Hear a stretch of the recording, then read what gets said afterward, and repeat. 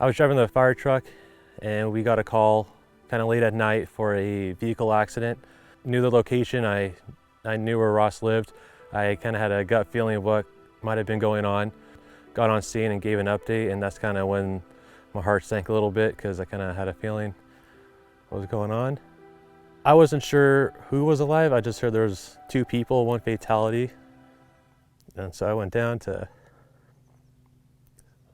see, and it was him. Sorry. Sorry.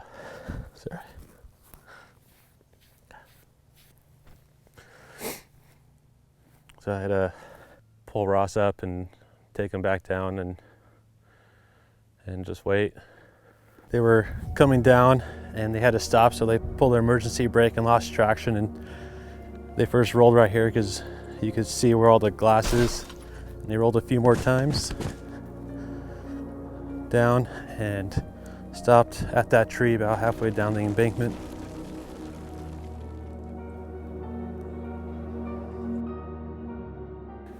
I lost a friend here. Ross's family lost a son and a grandson, and I don't want you guys to go through the same thing. Because the brakes weren't working that great, he pulled the e-brake, and the e-brake sent us sideways, and there was this berm on the side of the road. The back tire hit the berm. As soon as it hit, it rolled.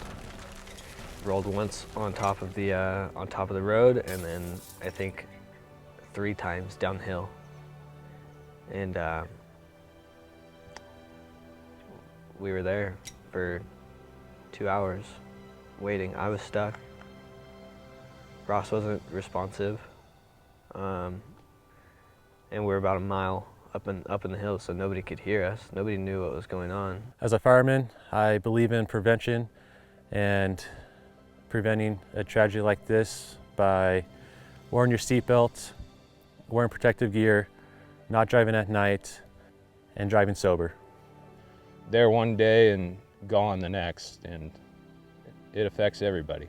But now that, from my experiences, good enough isn't enough. Make sure that it's perfect before you go, and wear your seatbelts. So the message of this is to all the other kids out there that are like myself, who's likes to go out and do exciting and dangerous things. There's one thing that you have to think about, and that's the bigger picture.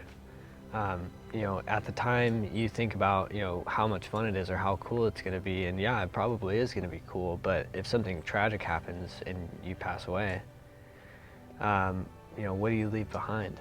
You leave behind your family, your friends, everybody who cares about you. You really got to think about the big picture. Think about other people, your family, friends, whoever really cares about you, or maybe even relies on you, because it's bigger than just you. So my recommendation to protect yourself and your family is to check a couple things before you go. Number 1 would be to check your vehicle or your equipment, make sure that it's working properly. Second is check your safety equipment, whether it be seatbelts, helmets, boots, anything like that. Make sure that it's working properly, because it will help you. And 3, take a buddy. If you can't take a buddy, let somebody know where you're going.